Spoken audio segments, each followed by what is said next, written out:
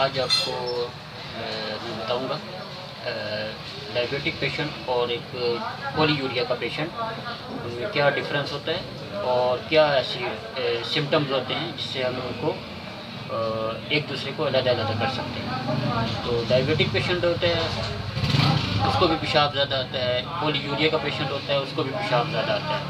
Diabetic patient کی یہ symptoms ہوتے ہیں کہ اس کو جو پیشاب آتا ہے وہ تھوڑا تھک ہوتا ہے، کیونکہ اس کے جو پروٹین ہے پینکریاس کیونکہ اس کا پراپر ورک نہیں کرتا تو پروٹین ہضم نہیں ہوتی، تو اس لیے ان کا جو یورین ہے وہ تھک ہوتا ہے۔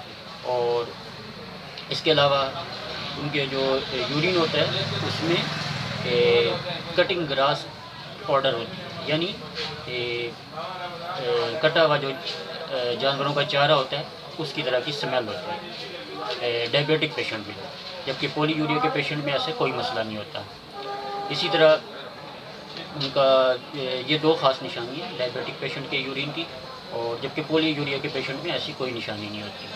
اور دوسرا جو سمٹم کہ جو ڈائبیٹک پیشنٹ ہوتے ہیں ان میں ویکنس نمایاں ہوتی ہے، جبکہ پولی یوریا کے پیشنٹ میں ہلکی پھلکی ہو سکتی ہے، لیکن ڈائبیٹک جو پیشنٹ کی ویکنس ہے وہ زیادہ ہوتی ہے، اور ان کا جسم ایسے محسوس ہوتا ہے جیسے تھکا تھکا سا جسم ہے، ہر وقت ایسا محسوس ہوتا ہے۔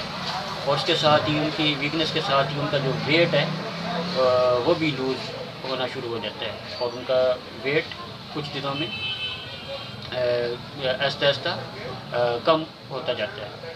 اور تیسری اہم جو سمٹم ہے وہ یہ ہے کہ جو ڈائبیٹک پیشنٹ ہوتا ہے ان میں پیاس کی زیادتی ہوتی ہے، ان کا زبان اور ان کا منہ خشک ہو جاتا ہے، جبکہ پولی یوریا کے پیشنٹ میں ایسی کوئی بات نہیں ہوتی، ان میں پیاس کا مسئلہ نہیں ہوتا۔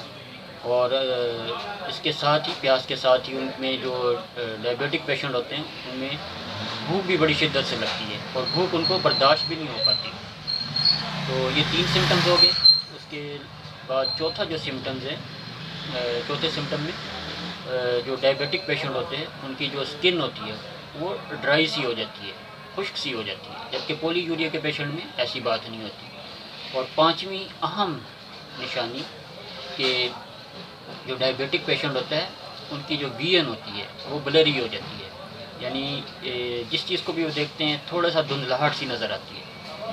تو جبکہ ایک پولی یوریا کا پیشنٹ ہے اس میں کوئی ایسی بات نہیں ہوتی۔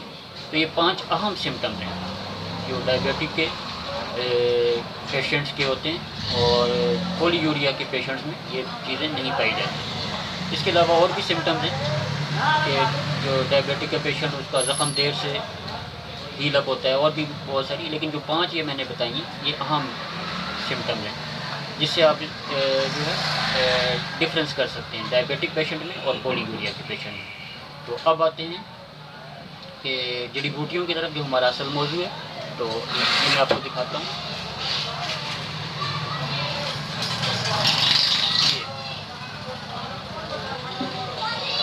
یہ جامن کے پھل سے اس کی جو بیج ہے وہ حاصل کیا گیا۔ یہ جو ہے یہ کس لیے استعمال ہوتا ہے؟ ڈائبیٹک پیشنٹ کے لیے یہ بےحد مفید چیز ہے۔ اس کو آپ ڈائبیٹک پیشنٹس کو جامن کے موسم میں، یہ ایشیا میں پھل بکثرت پایا جاتا ہے، پاکستان میں، انڈیا میں، بنگلہ دیش میں بھی ہوتا ہے۔ تو اس کو لے کر اس کو خشک کر کے اس کو پہلے اچھی طرح دھو لیں، اس کی گٹھلی کو، اس کا گودا اتار کے، اور اس کو خشک کر کے رکھیں۔ اس کو خشک کرنے کے بعد اس کا پاؤڈر بنا لیں، اور ڈائبیٹک پیشنٹ اگر یہ صبح شام اپنی دیگر میڈیسنس کے ساتھ، دیگر ٹریٹمنٹ کے ساتھ، اس کو آپ نے نہیں چھوڑنا، اس کے ساتھ ساتھ اگر اس کو یوز کریں تو اس سے ان کو خاصی بہتری محسوس ہوگی، خاص طور پہ جن کو یورین ڈائبیٹک پیشنٹ کو زیادہ آتا ہے اور رات کو جن کو اٹھنا پڑتا ہے ان کے لیے تو یہ بےحد مفید ہے۔ وہ رات کو ضرور اس کا آدھا چمچ استعمال کریں، اور انشاءاللہ آپ کو بہترین اس کا فائدہ حاصل ہوگا۔